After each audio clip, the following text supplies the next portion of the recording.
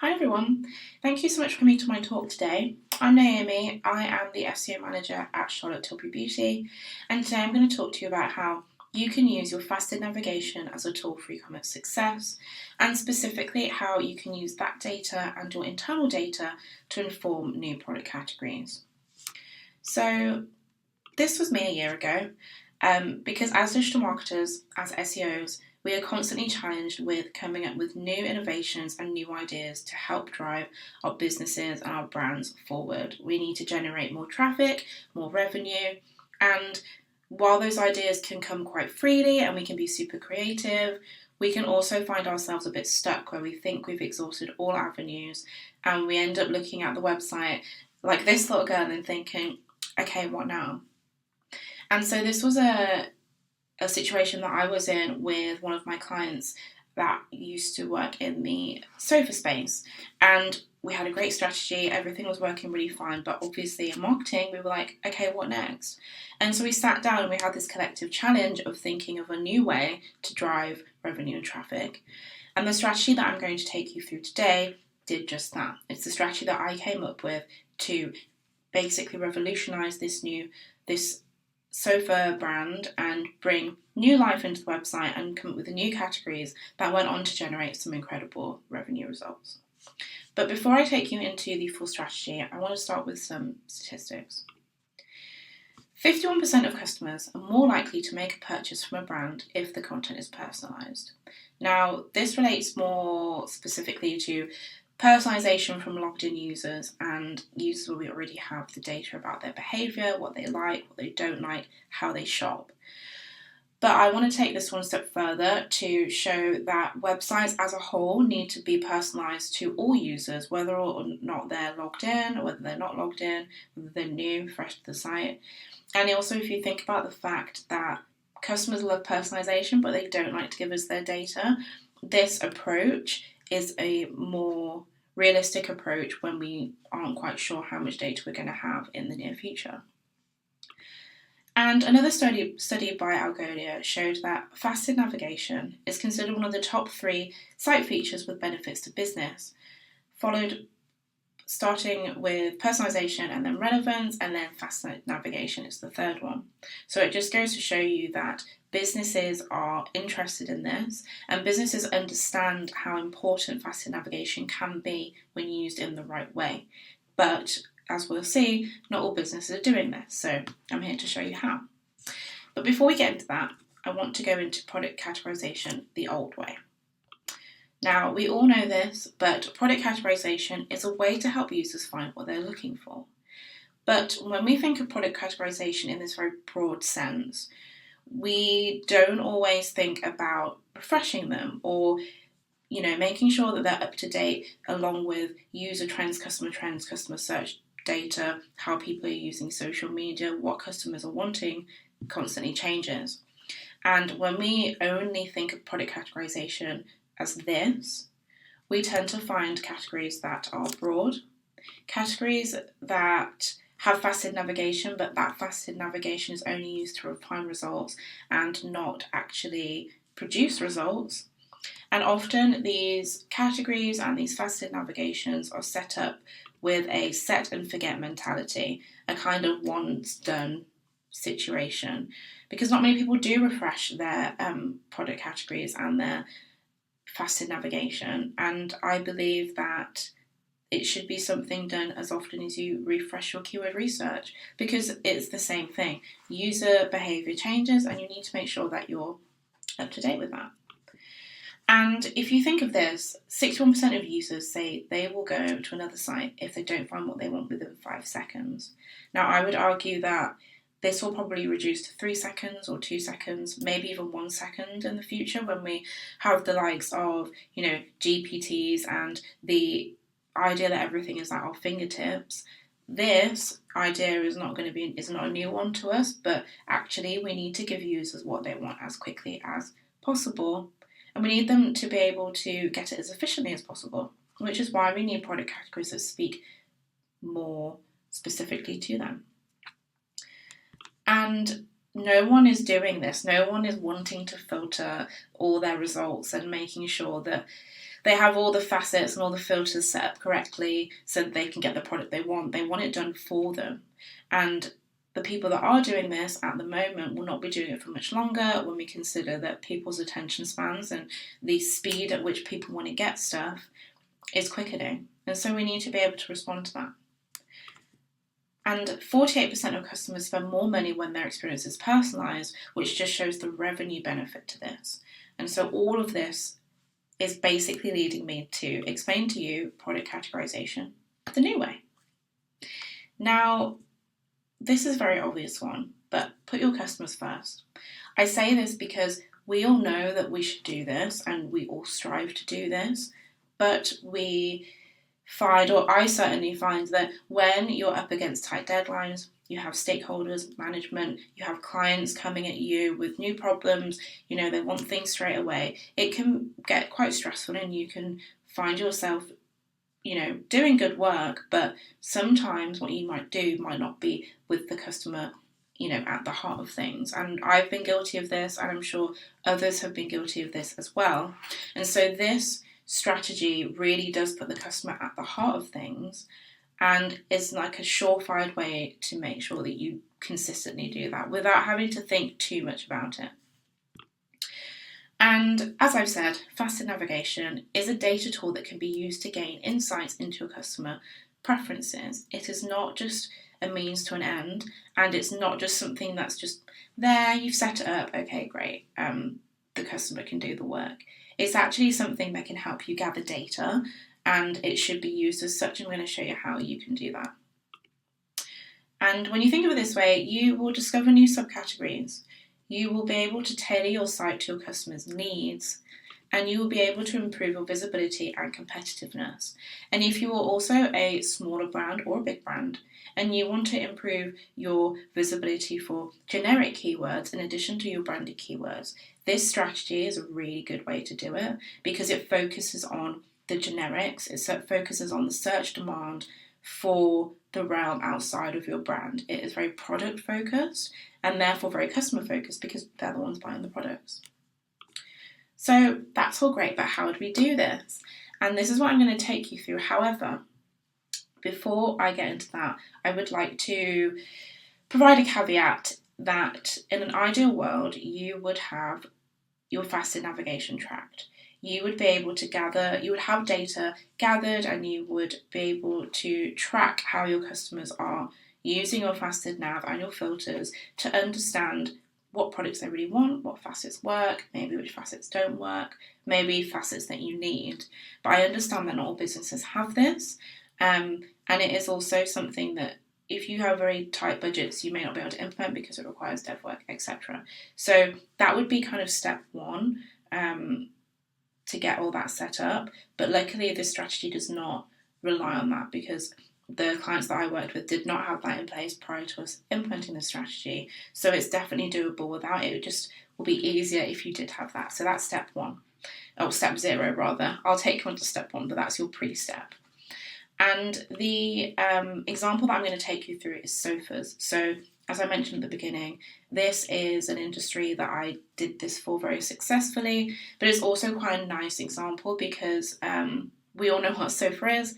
We have all sat on one, and we probably know someone, or we have done it ourselves, shop for sofas. And so we understand that it's a very broad industry, but it's also an industry where the items are very expensive and people do want to tailor their results before they actually make the purchase. So it's a very good example. But it definitely isn't specific to sofas. You can apply this strategy and method to jewelry brands, fashion brands, shoes, anything that requires faster navigation to be used so that your customers can find their results as quickly as possible. This strategy works for that. So, step one, pick a category. Now, I would recommend picking a very broad category or a category that you know requires a lot of tailoring, a lot of filtering in order for the customer to find the product. And if we look at Loaf, Loaf wasn't the client that I worked for, just to make that super clear. It's just a really good example because I have a very good menu. So it's a great example of a sofa brand where you could implement this. but no, it wasn't Loaf.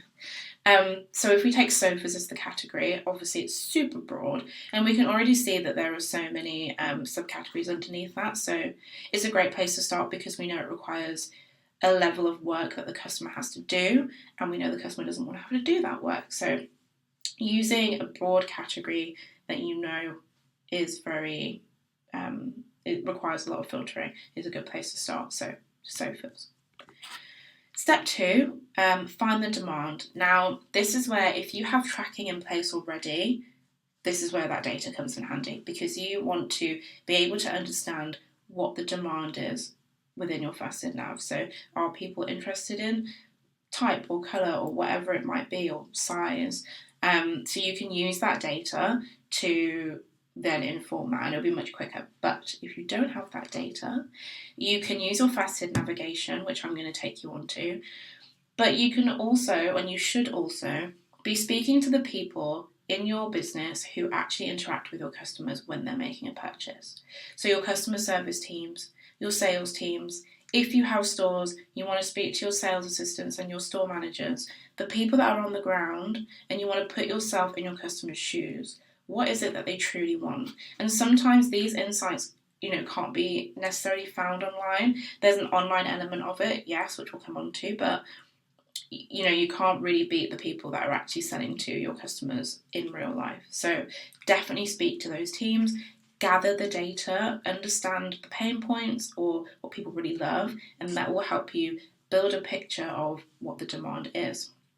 And then the online version is go through your faceted navigation within the category that you've picked and have a look at the ways that your customers can filter their results. So continuing with Loaf, we can see that type is one area, style is another area, size, another area, quite a broad area, and then colour and fabric. So all of these are potential subcategories that we can make a page for because the demand is there. But you need to couple this with your internal data, as I've said, and then step 3 is using the keyword research to then back up those theories. And this will help you prioritize, because you may end up with a very big list. This will help you prioritize that list based on what will essentially yield the greatest results. And again, e-commerce, you'll be thinking about revenue and traffic. So this step is really important for, understanding that. So if we continue with the facets that we just saw, so colour, style, and type and fabric, and we do some keyword research, we can start to build a picture of, okay, which kind of pages can we create? So corner sofa, this would be style, 110,000 searches a month. So this is a really healthy search volume, and there is 100% demand here that would warrant a new product category page. If we add colour into the mix, we can see that grey sofa generates 10,000 searches a month. So again, a nice healthy volume, which could potentially warrant a new product category page. If we add those together, we have grey corner sofa. So this would be a more specific page, yes, but there are still 9.9 thousand searches for colour and type, which would indicate that there is potential for this, again, to be maybe a subcategory of a subcategory, to again give customers what they want in the shortest amount of time possible. And then if we go super long tail and we add all these together, we have grey leather corner sofas. So we've now thrown fabric into the mix, which we know people are interested in.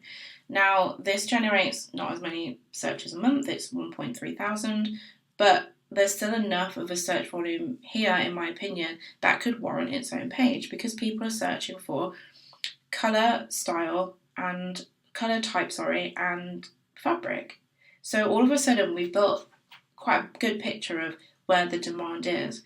And if we add all of this search volume together, just for this one example, it's 21,000 total searches. So there is a really high demand here, and evidence that people are looking for very specific products within the sofas realm. But again, you could do this for many different industries. And at the moment, Loaf are not providing pages that match this. customers still have to do the work on the page. And if we go back to that attention span of if they don't find what they want within 5 seconds, they leave, we are quite literally leaving money on the table.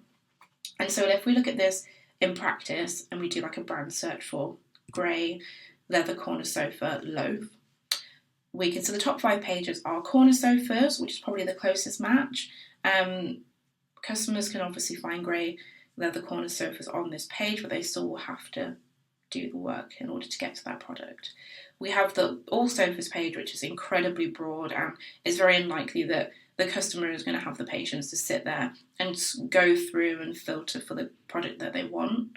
We have clearance, which could be relevant, but again, it's not really matching the customer intent. And then we have a product, which is fine, but it's under the assumption that that is the product that the customer wants. They might want to shop around. Loaf might do other grey leather corner sofas, but based on these search results, you wouldn't necessarily know.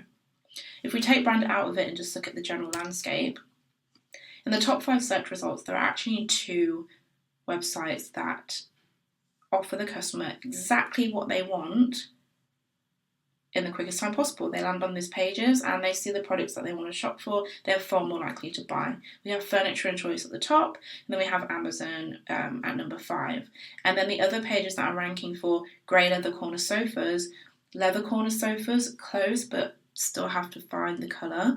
And that's assuming that SC Furniture in this example have a filter for colour.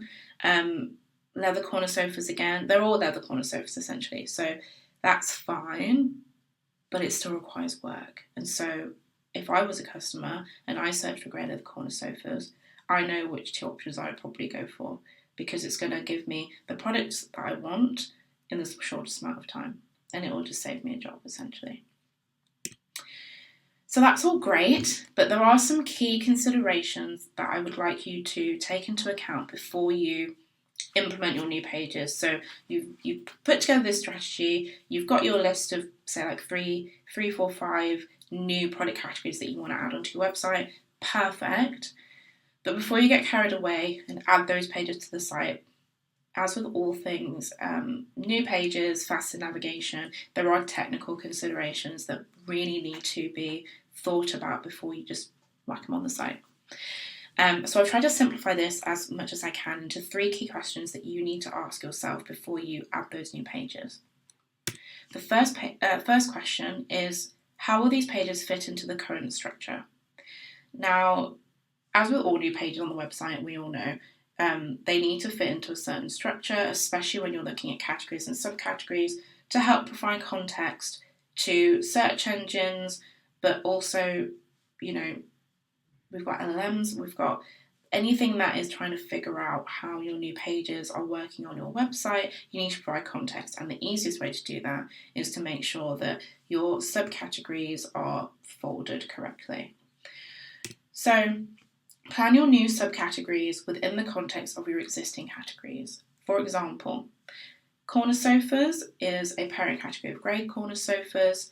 Grey corner sofas is a parent category of grey leather corner sofas. So you're using their parent, child, and then grandchild, and then in this case, great-grandchild structure for this.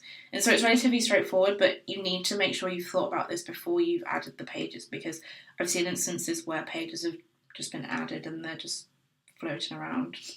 They're orphaned and you can't even find them anyway. So plan your new subcategories within the context of your existing categories and you'll be good to go.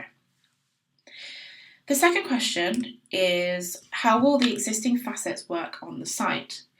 So, as with all things faceted navigation, the technical side can be super tricky. And if you don't get it right, you can go into a world of problems of cannibalization, duplication, and potentially thousands of pages being indexed on your website, which you don't really want, and pages that don't offer much value. So you need to be very careful of this. You have 2 options, and they are entirely dependent on your site's capability. So there isn't really a preference. It's just you will need to speak to your tech team, your dev, and figure out which one is the best option for you. First option is that facets with a corresponding page, so your new product page that you've come up with takes users to that page when they clicked on. So for example, you will go onto your corner sofas page and then you filter for grey corner sofas. And you have a page that is dedicated to grey corner sofas. When users filter for grey on your corner sofa page, they are taken to your new subcategory page that you've created. And that's fine. That's one option. It's a bit of a complicated option, but it is an option nevertheless, and there's no harm in doing it this way. And your second option, which is the more simple option and probably easier, is that your facets work as normal. Oh, I'm sorry, you can't see the corner of that. But essentially, your facets work as normal and only change the content on the page. So someone clicks on grey on the corner sofas page, and then the content on the page changes as it normally would, but the users aren't taken to a new URL. And there are your two options. Again, there's no preference as to which one you go for. You just need to speak to your tech team. But regardless of what you go for, the advice of do not have your facet navigation indexable still stands, because that is where you'll run into all the issues that I listed before. And then the last question is will this page add value? If it doesn't add value, don't do it. Because the temptation when you go through this exercise, you may come up with, 15, 20, 30 new subcategories or great-grandchild categories or new pages. And the temptation is just to do all of them because you're like, oh my God, there's so much traffic to be had, so much money can be made. But you want to avoid doing that because you may find that once you've implemented the first 3 or 4, let's say, they're the most important ones, and you start to see how they work, you will A, get learnings from how you've done those pages to help inform the strategy for the remaining of the pages. But B, you may find that the other pages that you thought may be super valuable might not be as valuable as initially thought. And so you don't really want to put in the time and energy to create those pages that aren't going to yield the results that you're looking for. So if it doesn't add value, don't do it. And I've rambled on for quite a while, but I do want to go through a case study. This is the sofa client that I spoke about earlier, just so that you can see how this translates into real revenue. I can't talk about the company that I did this for, so I've called them the Secret Sofa Company. And essentially, we did the strategy that I've just taken you through, and we did actually go down the type, color, fabric route. And we added, in the end, over 50 new categories to the site, combining all of these elements. There are a lot of categories that we added, but that was because the website, we only had the broad categories and we had no subcategories. So we actually had to add quite a few subcategories in order to make sure we were speaking to all the elements of the customer journey. We used a mix of search data, as I've shown you with the keyword research, and then also internal data. So we actually spoke to the sales teams, we spoke to the sales assistants and the customer service teams to understand what the best-selling colour and fabrics were, because this helped us figure out the demand and prioritise based on what we've been told. And then we coupled that with the search data to figure out which avenues we needed to go down first, specifically which colours we wanted to make pages for first, because obviously there are loads of colours. We needed to make sure that we were going for the most relevant ones.